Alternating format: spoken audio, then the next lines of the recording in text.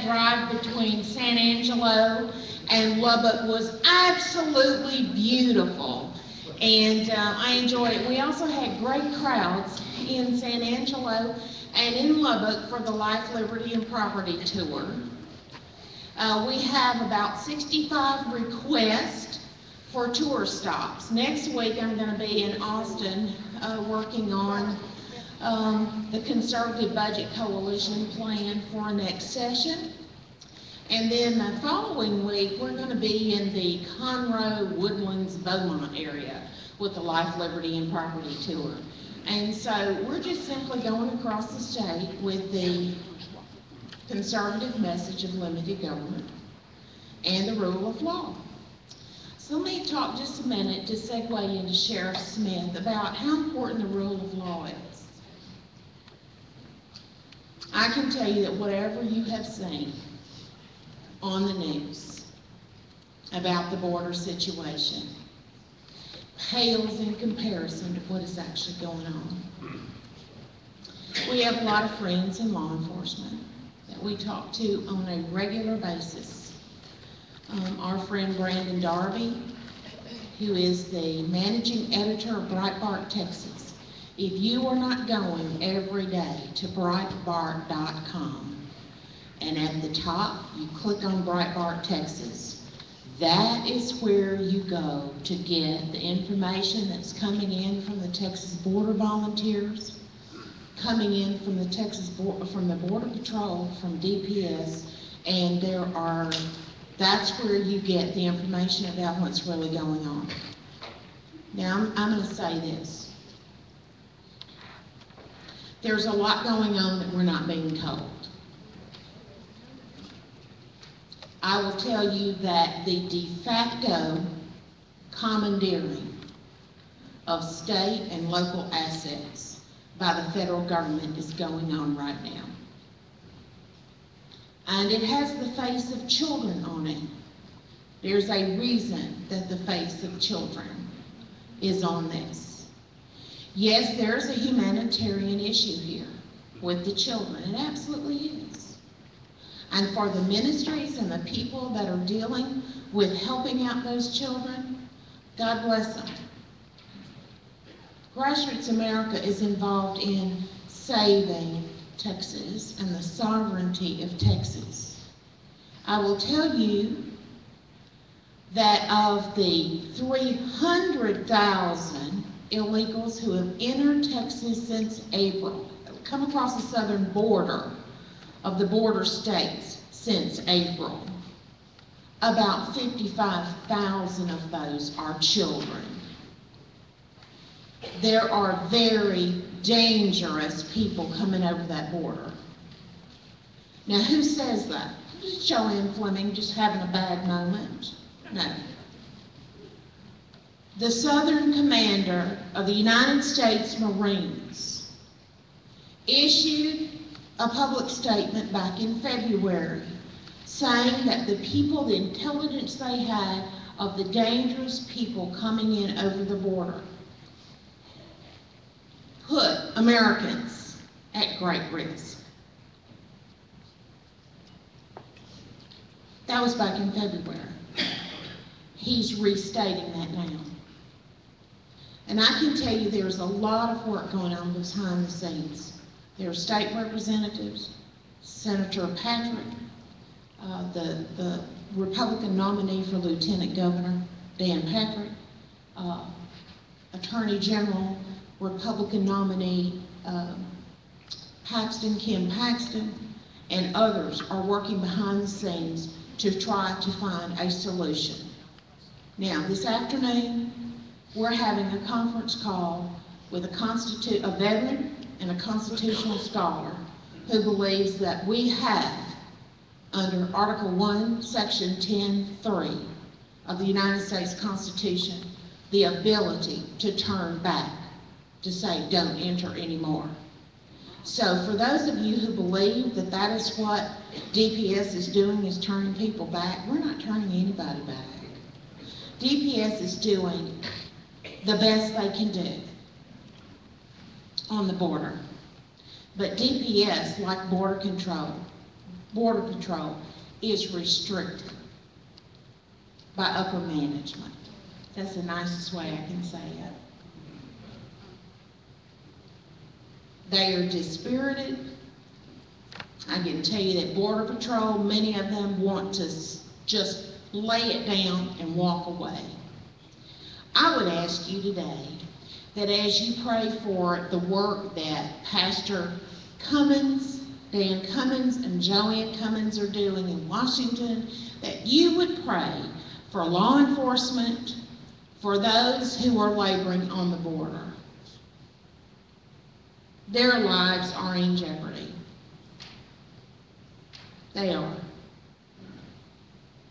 And so, as we think about what the rule of law means,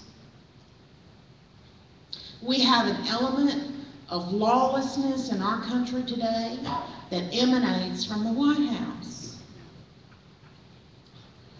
It is against the constitutional rule of law to commandeer the assets of a state or of a local government unless you have declared war.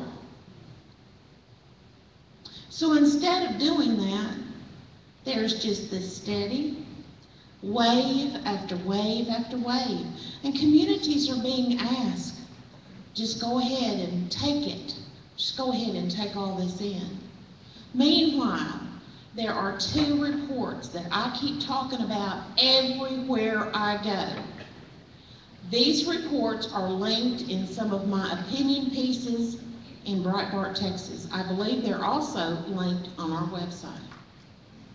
If you go to the Texas Department of Public Safety, Texas Department of Public Safety website, or if you Google DPS Threat Assessment 2013, the PDF will come up. Then the second report is the April 2014 Gang Assessment Report. I beg you to read those reports. Those are very sobering reports. And when you read the contents of those reports, the question that will be screaming in your head is, how did we get here? Because in those reports, it tells you that 6 of the 8 most dangerous cartels have set up command and control centers across the state of Texas. Dallas-Fort Worth is a command and control center for cartels and transnational gangs. Friends, Dallas-Fort Worth is not on the border. So, when you think about what law enforcement is doing, DPS has been redirected to the border. The cartels and the transnational gangs know that. So guess where they're at work? They're at work up and down I-20 and all over the state. And DPS knows that. They're undermanned. They were understaffed before the border surge. I want you to understand that. DPS was already understaffed before the border surge. And Grassroots America and the Tea Parties of Texas lobbied hard and advocated for pay raises for DPS last year. Do you want to know why we did that? Because it is harder and harder for DPS to be able to attract and retain the caliber of men and women with clean records that is required to work for DPS.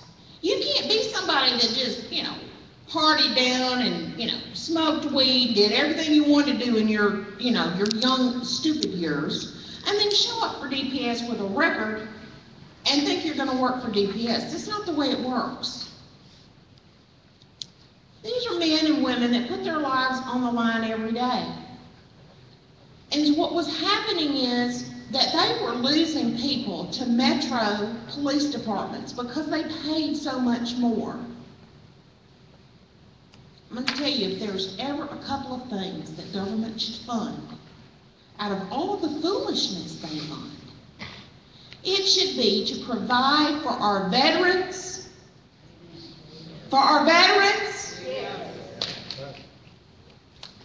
and to provide for the defense of the homeland with good law enforcement. Now, there are bad apples in everything. It doesn't matter where you look. There are bad actors in any organization. And from time to time, law enforcement will have a bad actor. And in Smith County now, the bad actors go to jail that are in law enforcement. I'm glad to tell you that.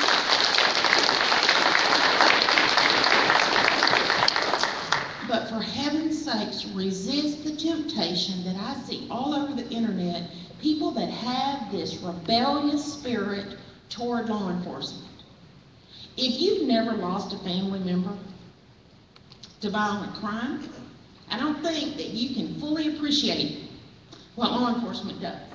My family has had 2 family members that were murdered in cold blood. And I can tell you that'd make you feel sorry for me. I am telling you, you better hope that after you read those 2 reports, you better hope that we have law enforcement who's going to protect us. That's all I got to say about it, folks. You better think about it. And I don't mean disrespect for anybody that works in any other element of government. I'm not saying that people who work for law enforcement are a better class of people. I'm saying they are a different class of people. They're the same types of people that will volunteer to serve in the military knowing that their country is not going to take care of them. And in many regards, it looks like they just want to throw them away after they get home. It's heartbreaking. So I am asking you to read those reports. I'm asking you to pray for law enforcement everywhere, for wisdom for our elected officials in the state. Our state's not doing everything it can. But I pray that the things that we're bringing to the table now for them, some new resources, constitutional authorities that are telling them what the state of Texas can do, I hope that we're going to have leaders rise up and take those resources to do what they can. Now, you guys are still the best looking crowd in the state, I have to tell you that. And I see a lot of them. Thank you so much for supporting Grassroots America and what we do. I know we've got a big crowd in Dallas that are at a retreat, a ministry retreat this weekend. So we're going to have Sheriff Smith's presentation on the website, and I hope the sheriff will email us his presentation so that we can put it on the website so people can see. This is an informational opportunity for the sheriff. You know, we have had many elected officials, local elected officials come in and present to us. We've had the district clerk, we've had the county clerk, I think we've had Mr. Barber who's been here before. Did I see Gary Barber? Hey Gary, hi Commissioner Ward, and I think I see Commissioner Phillips here. So we appreciate what our local officials do. They are always welcome here. All we're asking for is that elected officials listen to each other and find a prudent way to determine what the priorities are. And a reasonable expectation is that they deliver the highest quality services at the very best price. Those core functions are supposed to do. And that's a reasonable expectation.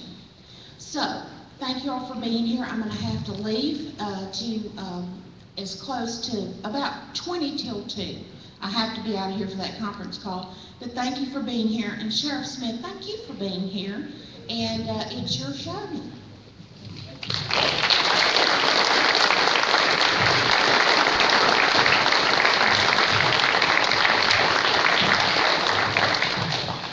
very much for the opportunity to be here today to talk to you about the Sheriff's Office.